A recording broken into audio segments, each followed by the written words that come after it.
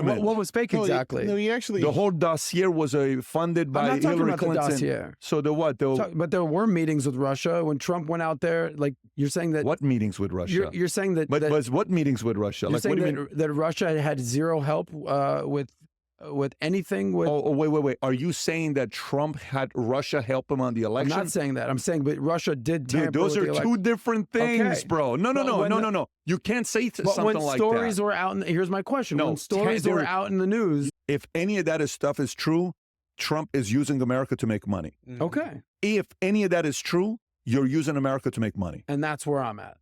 Well, but it is true. I don't know if it's true. What I'm saying is bring some charges against him. Do you remember the New York Post story that was supposed to be posted that everything was shut down and then 5 days later they're like, you can put it up, and that one New York Post story that was going viral was blocked all over Twitter? Why? Right before the election. Why?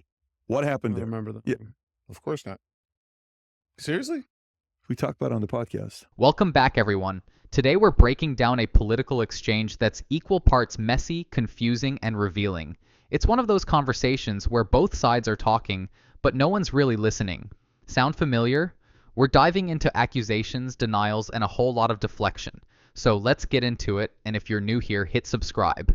This is the kind of breakdown you don't want to miss. No. You're not hearing, like, money doesn't funnel like that. Money's funneling through a guy's here, hey, I need a favor from this guy. Can you do this? And I give you the money, and you make the phone call, and that guy, So let me throw something your way, because obviously I know you tend to agree with Donald Trump on things. When everything was coming out that Donald Trump Jr. was taking these meetings and made these phone calls, it was fake. And Russia, it was fake. It was verified. Russell Brand, a guy on the far left who's came out and talked about it last week. I could care less what Russell Brand has to say. Because it doesn't favor your argument. What was fake exactly? No, he actually. The whole dossier was funded by Hillary Clinton. The dossier. So the what? But there were meetings with Russia when Trump went out there. Like you're saying that. What meetings with Russia? You're saying that. But what meetings with Russia? You're saying that Russia had zero help with anything. Wait. Are you saying that Trump had Russia help him on the election? I'm not saying that. I'm saying, but Russia did tamper. Dude, those are two different things, bro. No. You can't say something like that. When stories were out, here's my question. When stories were out in the news. The conversation shifts to news stories coming out, disappearing, and then reappearing.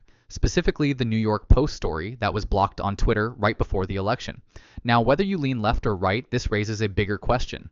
Who gets to decide what's news and what's not? Social media platforms, mainstream media, even partisan outlets. They all play a role in shaping what we see and when we see it. But here's the kicker. Does this kind of control over information help or hurt democracy? And more importantly, why does it feel like we're only outraged when it's the other side doing it? What do you think?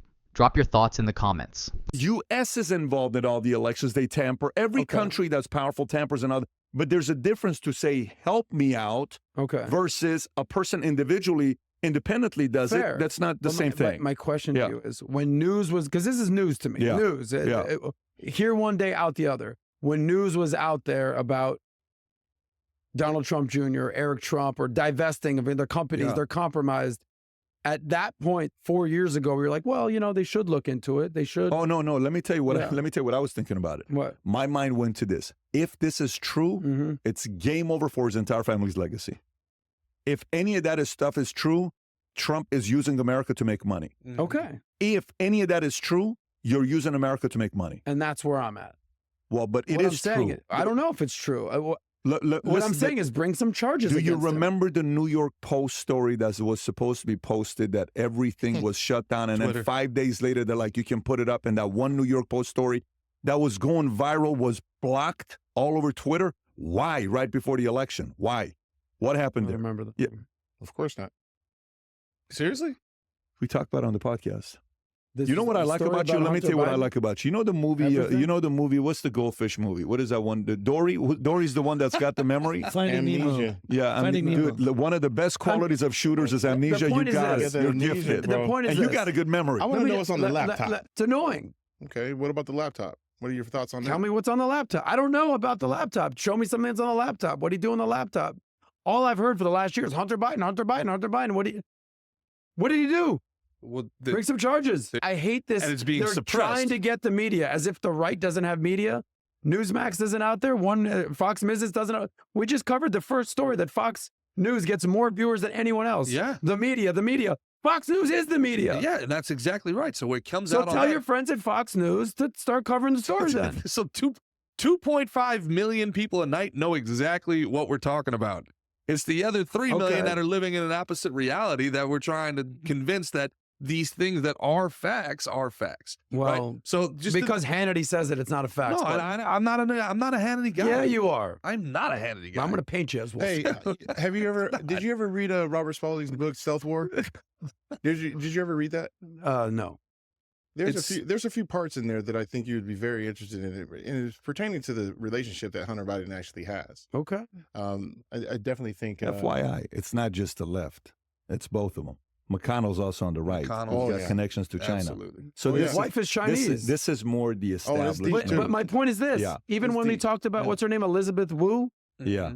Is that her name? Did I just make that up? Elizabeth. What's McConnell's wife's name? Even when they've told stories about her, it doesn't nothing for me. And I'm not a McConnell fan, but I'm not going to go down the rabbit hole of like, well, McConnell's compromised. There it is. Yeah, but the figurehead of the GOP for the last 30 years compromised. That concerns me. It should concern you. Yeah, but unless they've proven that he's done something illegal, it's just a story in the news. Did the General Milley stuff bother you at all, or no? Let me ask you a question. When's the last time? It's a serious question though. When's the last time you said, like, you remember the scene where the day Giuliani took down like 245 mobsters got arrested, or Joe Pistone, and you saw all of them handcuffed walking out? When's the last time you saw that happening to congressmen and senators? This video is a perfect example of why politics feels like a never-ending loop of accusations and deflections. But hey, that's why we're here, to cut through the noise and call it like it is. If you found this breakdown interesting, give the video a thumbs up, share it with someone who loves a good political debate, and don't forget to subscribe. Let me know in the comments. Do you think this kind of back and forth helps or hurts our political discourse? Or is it just noise? Until next time, stay sharp, stay skeptical, and keep questioning everything. See you in the next one.